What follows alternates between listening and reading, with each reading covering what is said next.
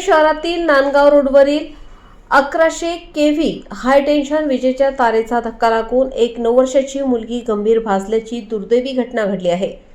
दैव बलवत्तर असल्याने अनाया सलीम काजी ही मुलगी थोडक्यात बचावली। सकाळी 8:45च्या सुमारास ही घटना घडली।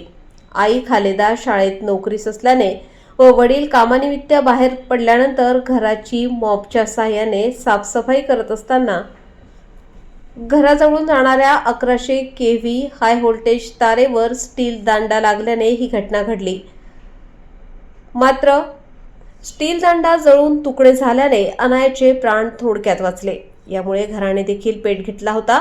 मात्र शेजारी राहणाऱ्या नागरिकांच्या ही बाब लक्षात येताच त्यांनी आग विझवली आणि मुलीची मदत केल्याने ती बचावली आहे। मात्र या घटनेत तिचा हात गंभीररित्या भाजला असून तिच्यावर उपचार सुरू आहेत।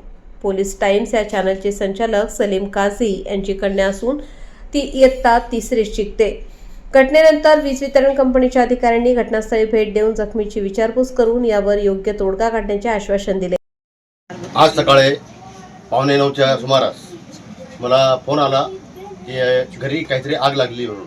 मुलीचा हात भाजला, परंतु मी ज्यावेळेस घरी आलो त्यावेळेस दृश्य बघितलं की घरामधील जो मॉप होता साफसफाईचा, त्या साफसफाईचा मॉप माझी कन्या अनाया सलीम काजी ही इयत्ता 3रीमध्ये शिकते आणि ती सफाई करण्याचा प्रयत्न करत असताना तिचा मॉप जो तर जवळच घराच्या एकदम अगदी जवळ असलेली हाय टेन्शन पॉवर सप्लायची 1100 केव्ही